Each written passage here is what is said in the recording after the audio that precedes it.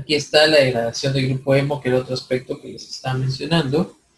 El grupo hemo, como aquí está, vamos a formar la biliverdina gracias a la hemoxigenasa, y luego gracias a la biliverdina reductasa voy a poder conformar a la bilirrubina. La bilirrubina hasta este momento es una bilirrubina indirecta, ¿no? Indirecta.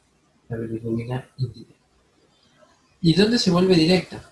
En el hígado, ¿no? En el hígado se vuelve directa, en el hígado se va a conjugar, ¿ya? ¿Gracias a quién? Primero la indirecta tiene que llegar al hígado, ¿no? Y va a llegar gracias a la albúmina. Recuerden que las proteínas son las que van a favorecer su transporte, ¿no? Entonces la albúmina va a poder llevarla, y gracias a la bilirrubin glucorinidrotransferasa o UDP glucorinidrotransferasa, la bilirrubina se va a conjugar, se va a poder volver en bilirrubina directa. ¿Estamos bien? ¿Y esto dónde va a suceder? En el hígado, ¿sí? En los hepatocitos. ¿Cuántas moléculas de ácido glucurónico se tienen que agregar para que se dé este proceso de conformación? Pregunta de examen. 2 moléculas de ácido glucurónico. ¿Estamos bien? Son 2 moléculas. Y gracias a la unión con estas 2 moléculas voy a poder tener a la bilirrubina conjugada. Gracias a la enzima transferasa. ¿Ya? Luego de ahí, ¿qué va a pasar? Con esta molécula ya conjugada, ¿estamos bien? Vamos a poder observar que este se va a secretar hacia la bilis, ¿ya? Se va a secretar hacia la bilis. Y va a ser transportada de manera activa en contra de una gradiente de concentración a través de los canalículos biliares. Miren, por ejemplo, aquí, ya podemos observar, aquí está la conjugada, ¿no? A través de justamente una gradiente de concentración. Y esto es muy importante porque esta propiedad se pierde cuando hay una enfermedad hepática. Razón por la cual ustedes saben que un hepatópata puede tener justamente ictericia, ¿no? Entonces, cuando nosotros tenemos una hepatopatía, va a existir una deficiencia justamente en estas proteínas que son requeridas para el transporte de la bilirrubina conjugada. Por ejemplo, ahí tenemos una enfermedad también que es el síndrome de Davin-Johnson, ¿no? Luego de esto, ¿qué va a pasar? Cuando ya está justamente siendo transportada, se va a formar el urobilinógeno, ¿no? Esta bilirrubina conjugada va a ser hidrolizada y reducida por las bacterias en el intestino. ¿Estamos bien?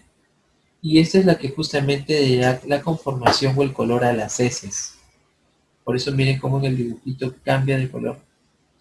Porque contribuye al mismo, ¿no? ¿Por qué, doctor? Porque la mayoría del urobilinógeno va a ser oxidado por las bacterias del intestino y va a transformarse en la famosa estercobilina, ¿no? La estercobilina. Y ese que va a contribuir al color de las heces. Por eso imagínense que tengo una piedrita aquí que no permite que se libere lo que vendría a ser la bilis con la bilirrubina. Puedo tener un cuadro de acolia, ¿no? Entonces, o una masa con un cáncer a ese nivel del páncreas que pueda generar una compresión, ¿no? Entonces, ¿qué va a suceder? La bilirrubina no va a poder ser de alguna manera u otra hidrolizada ni reducida, y en consecuencia las heces van a estar de color blanco, ¿no? Acolia, no sin color. ¿Ya? Ahora, hay un dato muy importante. El urobilinógeno va a ser reabsorbido por el intestino. ¿Estamos bien? Por eso aquí dice, un poco el urobilinógeno es reabsorbido por el intestino y va a ingresar a la circulación portal. Cuando va a llegar a la circulación portal, lo que va a suceder es que esta va a participar y se va a transformar en lo que vendría a ser luego el urobilinógeno, que va a ser parte del ciclo enterohepático, y luego va a ser nuevamente secretada por la bilis. Pero esta vez, ¿a dónde va a ir? Esa cantidad que no va a ser secretada por esta, va a ir al riñón. Y al ir al riñón, como pueden ver en el dibujo, ¿sí? al ir a la riñón, ¿qué va a suceder? Se va a convertir en este urobilina amarilla, ¿no? La que le da el color característico a la orina, ¿no? Entonces, es muy importante. Entonces, ¿cuál es la reflexión de aquí? No es muy complicado en realidad, y creo que el dibujo está bien explicado. Es que cualquier proceso que suceda antes del hígado va a ser propio de la bilirrubina no conjugada, ¿no? Entonces, un proceso, por ejemplo, de lisis, yo voy a poder observar que el paciente va a tener una ictericia o una hiperbilirrubinemia a predominio indirecto, ¿no? Y todo lo que repercuta ya justamente del proceso de conjugación que se puede dar en el hígado va a contribuir justamente a que vamos a tener una hiperbilirrubinemia a predominio directo.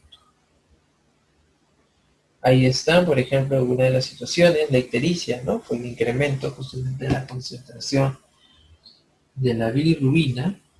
Y miren cómo lo que les estoy explicando, ¿no? La hemólisis es una degradación exagerada o ya sea por, no sé, un cambio en lo que vendría a ser la polaridad, uno de los ejemplos que hemos estado viendo, la fragilidad de la membrana hace que se destruya, y cómo la bilirrubina no conjugada va a empezar a incrementar, ¿no? Entonces yo tengo una ictericia propia del mismo. Pero, ¿qué pasa, por ejemplo, si tengo un problema en la glucosintransferasa? Entonces, aquí el problema no ha sido antes del hígado, ha sido cuando ya llegó porque está existiendo un problema a nivel de esta enzima. Entonces, voy a poder tener un problema, si quisiéramos decirlo así, dentro de lo que vendría a ser la bilirrubina conjugada, ¿no? Ahora, la bilirrubina no conjugada también en el caso de la ictericia neonatal es distinto. ¿Ya? Aquí estoy aprovechando esa lámina para explicarle la conjugada, pero aquí también podemos hablar de la ictericia neonatal. La ictericia neonatal, ¿sí? Durante los primeros neonatos, recuerden que es hasta el día número 28, sobre todo se va a ver en los casos de los prematuros, porque normalmente se va a acumular mayor cantidad de bilirrubina. ¿Por qué? Porque la actividad de la bilirrubin-glucosintransferasa es baja. ¿Estamos bien? Entonces eso determina justamente de que se empiece a incrementar. ¿Cuándo empieza esta enzima, pregunta de examen, a actuar mejor? Desde las 4 semanas de nacimiento. Entonces, por eso que en neonato es hasta el día 28, no estamos hablando justamente al mes. Por eso que en esa primera instancia está baja. ¿Y qué va a suceder? Como la bilirrubina puede acumularse, ¿verdad? El exceso sí puede ser algo perjudicial, porque la capacidad de la albúmina va a estar justamente reducida con esta, ¿no? Entonces, ¿a dónde se puede ir? Al cerebro, ¿no? Se puede depositar en los ganglios basales y puede generar lo que vendría a ser justamente la encefalopatía tóxica, también llamada kernicterus, ¿no? Donde justamente estos neonatos van a tener una cantidad elevada de bilirrubina y estos van a poder generar un trastorno a nivel del sistema nervioso importante. Entonces, es muy importante, pues hay que tener bastante cuidado. Y la causa ahí está asociado a la enzima. ¿Por qué? Porque como estoy diciéndoles, desde el nacimiento, sobre todo los prematuros, esto va a ser mucho mayor, pero cuando ya tenemos 4 semanas de recién nacidos, es cuando empezamos a tener niveles mucho más similares al adulto. Y ahí está, un esquema resumen de lo que acabamos de conversar. El recuento de los reticulocitos va a ser necesario para medir la tasa de eritropoiesis en las anemias. Recuerden que de 0.5 a 1.5 el valor normal va a corresponder a los glóbulos rojos totales y va a requerir de un día a 2 para perder el retículo endoplasmático. Ahí están los valores. ¿Qué puede pasar si está bajo? Podemos tener una escasez de eritropoyetina o incapacidad de la médula ósea para responder a la EPO. Y si fuesen altos, vamos a tener buena respuesta medular ante las pérdidas y una terapia adecuada con hierro también podría ya también contribuir a lo mismo, ¿no? Ahí están las anemias, déficit de hemoglobina, porque puede darse por disminución de los eritrocitos, por disminución de la hemoglobina y por anomalía en los eritrocitos o la hemoglobina. Bueno chicos, vamos a continuar. Las constantes corpusculares nos van a ayudar justamente como índices hematológicos a poder generar un juicio, ¿no? En relación a los diagnósticos en la clasificación de las anemias. En relación a los mismos, a las variables en consideración, vamos a poder llegar a una presunción diagnóstica. Es muy importante. ¿Qué vamos a reconocer aquí? El contenido de la hemoglobina, el volumen globular y la relación porcentual de la concentración de hemoglobina en cada uno de los glóbulos en promedio. ¿Muy bien? Entonces, eso va a ser ahí. ¿Qué es lo que quisiera que recuerden aquí? Las fórmulas, ¿ya? Porque esto ha venido en examen en alguna oportunidad. El volumen corpuscular medio, ¿estamos bien? O también llamado volumen globular medio, nos va a ayudar a poder reconocer los tamaños, ¿sí? El tamaño en este caso, de los eritrocitos. Ya nos va a ayudar bastante. Y para eso, ¿cuál es la fórmula que vamos a utilizar? Es el hematocrito sobre los glóbulos rojos por 10. Y el resultado tiene que salir en micras cúbicas, ¿ya? Esta es la fórmula, volumen globular medio. Estos son los valores normales, eso es memoria, pero ya sabemos que nos va a ayudar a reconocer el tamaño del mismo. Así que, para que lo tengan en consideración.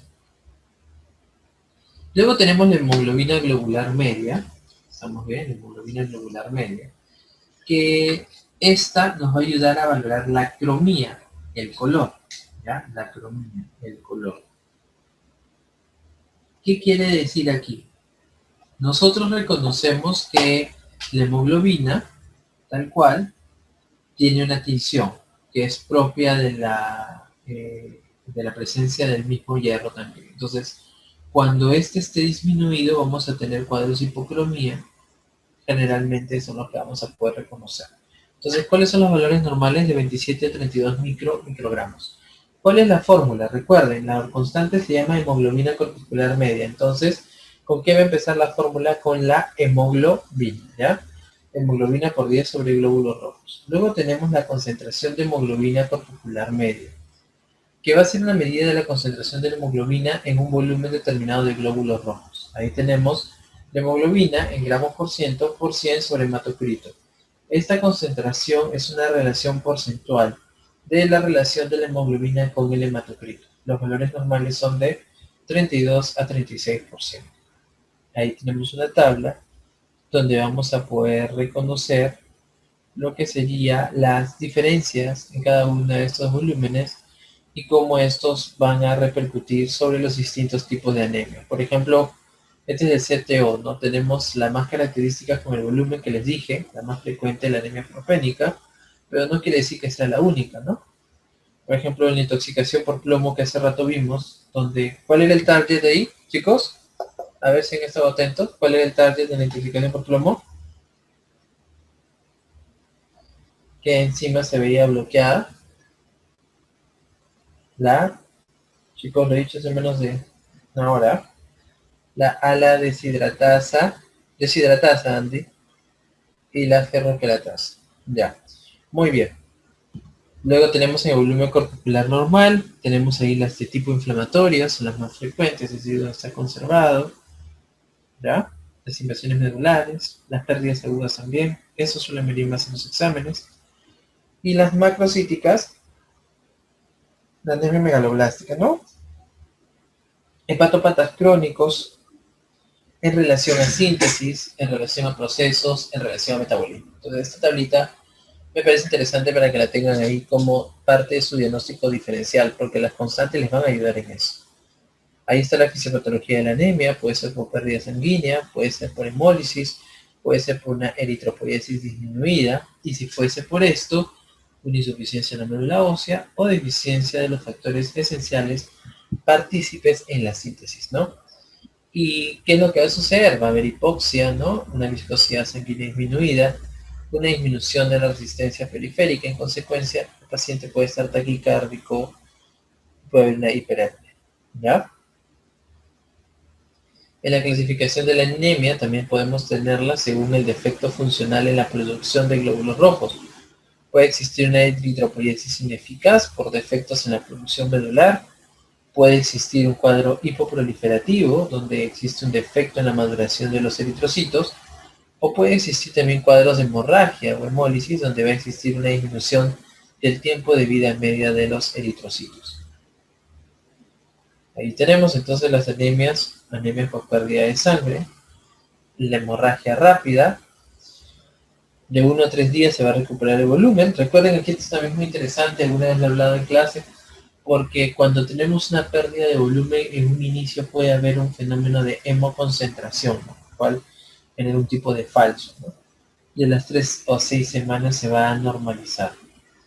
Pueden haber pérdidas continuas, donde la absorción no va a ser tan rápida como la pérdida, y los eritrocitos van a ser pequeños y con muy poca hemoglobina, ¿no? Aquí vamos a tener la anemia hipocrómica microcítica. Tenemos la anemia plástica en relación a un cuadro de aplasia de médula ósea, donde la falta de la función de la médula ósea va a existir. Y los tipos de anemia, la anemia megaloblástica, ¿no? Y la anemia hemolítica que hemos conversado. ¿Ya? Ahí en la anemia hemolítica podemos también tener el cuadro de la esferocitosis hereditaria, que se los mencioné la otra vez, pequeños y esféricos. La anemia falciforme puede llevar a esto, la eritroblastosis fetal también, por la incompatibilidad del grupo RH, ¿no? ¿Cuáles son los efectos de la anemia sobre la circulación? Disminución de la viscosidad, disminución de la resistencia al flujo y aumento del retorno venoso. ¿Ya? ¿Qué más puede suceder? ¿Por qué puede haber aumento del retorno venoso? Por un proceso de vasodilatación. Si aumenta el retorno venoso, recuerden qué cosa aumenta el gasto cardíaco. Eso es muy importante, ¿no? Por eso que el paciente lo vemos justamente con esta taquicardia que habíamos mencionado. Entonces, si aumenta el gasto cardíaco, aumenta la fuerza de contracción, una actividad inotrópica. Todo esto con la finalidad de compensar la hipoxia tisular, ¿no? Muy bien. En la policitemia, por el contrario, es cuando existe un aumento de la concentración. De ahí tenemos la policitemia vera o verdadera, que es un cuadro de eritremia, un cuadro eritroide, donde hay una aberración genética, donde existe una mayor cantidad de blastos, células inmaduras, que continúan produciendo eritrocitos a pesar de haber suficientes. Entonces existe un estado de hiperfunción, ¿no? También pueden aumentar los glucocitos y las plaquetas y aumenta en consecuencia el volumen sanguíneo normal. Ya uno de los hallazgos justamente por el mismo en inhibitación vascular y puede existir taponamiento. ¿Por qué? Pregunta de examen, por aumento de la viscosidad. Ese es algo que justamente tenemos que valorar. Sí, chicos. En cambio, en la policitemia secundaria, según lo que dice secundario A, existe poco oxígeno en aire expirado, oxígeno que no llega a los tejidos. Entonces, ahí tenemos el cuadro de la altura, el cuadro de insuficiencia cardíaca. Entonces, hay que tener esto en consideración. Y miren, el hematocrito puede llegar a estar hasta en un 70%, ¿no? Recordemos que los valores normales deberían estar oscilando en 45. Y bueno, por último está la policitemia fisiológica, que también sería considerado parte de la secundaria, pero lo dejé hasta el último porque esta puede ser considerado parte de lo normal en los nativos que viven justamente o que nacen en las alturas, ¿no? ¿Cuáles son los efectos de la policitemia en la circulación? Yo creo que eso queda claro, ¿no? El aumento de la viscosidad es el aspecto más resaltante y en diferencia del otro, hay excesiva disminución del retorno venoso. ¿Por qué? Porque va a generarse un lentecimiento de la circulación, porque es más viscoso. Y obviamente esto genera un aumento del volumen sanguíneo, ¿ya? Y podría, si es que esto se da, generar, pero esto no siempre se da, yo lo pondría aquí como un asterisco, aunque usted sí. Normalmente podría existir la presión arterial normal, en el tercio de los pacientes se va a elevar, y entre los hallazgos físicos vamos a ver la piel eritroide, ¿no? Se llama rubicundez roja, ¿no? Por el mismo hecho del incremento de la concentración de la hemoglobina eritrocitaria. Y bueno, si existía este un tinte azulado, piensa que si estás frente a un cuadro de cianosis, y recuerda que el incremento de la viscosidad genera un cuadro de éstasis sanguínea, y esto puede incrementar lo que vendría a ser la formación del trombo, ¿no? Y justamente hablando de trombos, vamos justamente a la penúltima de los componentes celulares, o bueno, elementos formes en general, porque los trombocitos o plaquetas van a ser parte del mismo. La hemostasia, cuando hablamos de trombocitos o plaquetas, tenemos que hablar de la hemostasia. Es un proceso mediante el cual los componentes celulares y plasmáticos van a interactuar en respuesta a una lesión vascular y van a tener la finalidad de mantener la integridad vascular, promoviendo la resolución de la herida, ¿no? Promoviendo lo que vendría a ser la corrección de esta injuria que se va a dar. Y en relación al mismo, nosotros reconocemos que hay dos tipos de hemostasia, la primaria y la secundaria. La primaria, que es la respuesta celular, también denominada vascular plaquetaria, y la secundaria es donde van a actuar los factores de la coagulación, también llamado fase plasmática. Cuando hablamos de hemostasia, tenemos que reconocer que vamos a estar frente a lo que vendría a ser también una balanza, ¿no? Donde el efecto trombótico y antitrombótico tiene que estar en equilibrio, ¿no? Si es que obviamente incrementa la actividad hemostática, vamos a estar frente a un cuadro de diátesis trombótica, o que se van a activar los factores de la coagulación, y más bien si disminuye la actividad coagulante, vamos a estar frente a un cuadro de una hemorragia, ¿no? De una hemorragia. Entonces disminuye la actividad coagulante y esto va a generar ese problema. ¿Estamos bien hasta ahí? Entonces, si incrementa la actividad hemostática, se van a dar lo que vendría a ser el proceso de facilitación en relación a los factores vasculosanguíneos. Van a también poder ser causales la disminución de los factores que contrarrestan la acción trombógena, y también uno de los factores va a ser la disminución de la actividad trombolítica. Entonces, para que justamente haya un trombo, porque los factores que van a favorecer la estreptoquinasa, por ejemplo, la trombolisis, no va a actuar de la manera correcta.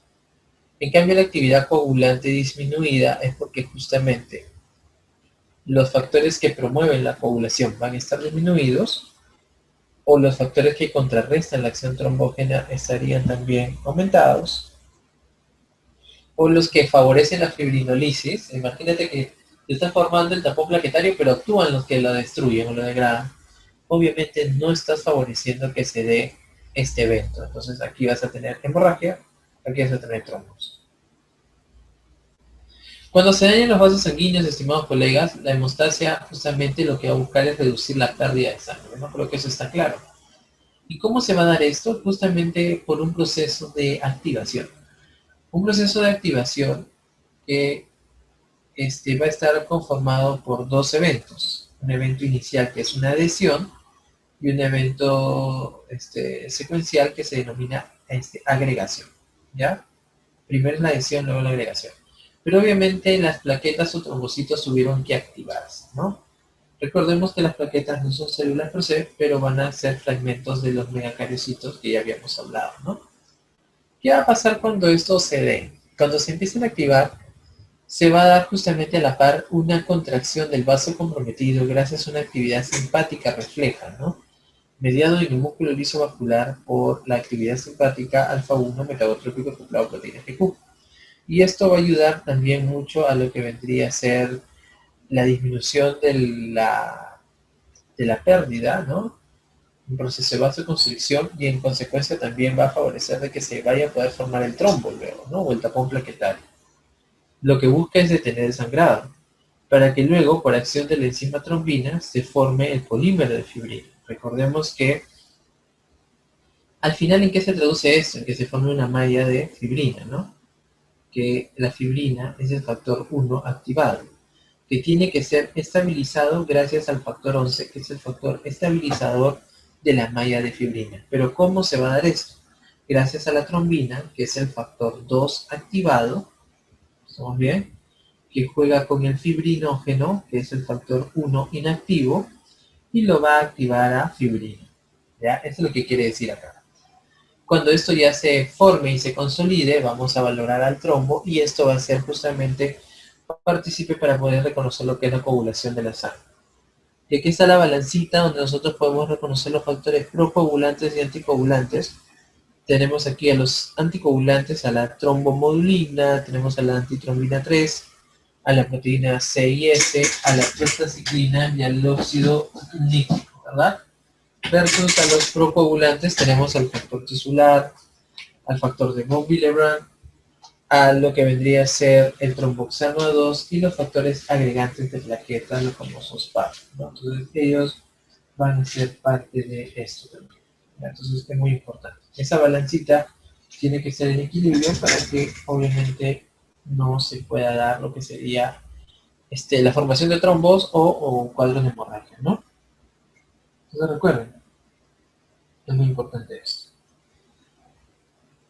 Entonces aquí tenemos un cuadro resumen que me parece interesante, donde podemos tener justamente, ese es un esquema elaborado por un colega, ¿no? Que me pareció muy interesante, donde podemos observar justamente esta parte de la coagulación con la fibrinolisis, ¿no? Y cómo podríamos en una primera instancia reconocer ante la injuria, ¿no? Que vamos a tener frente a la hemostasia primaria y secundaria, cómo se va formando el trombo blanco, que justamente está relacionado a este endotelio que se ve expuesto, ¿no? Y por eso justamente su endotelio va a ser,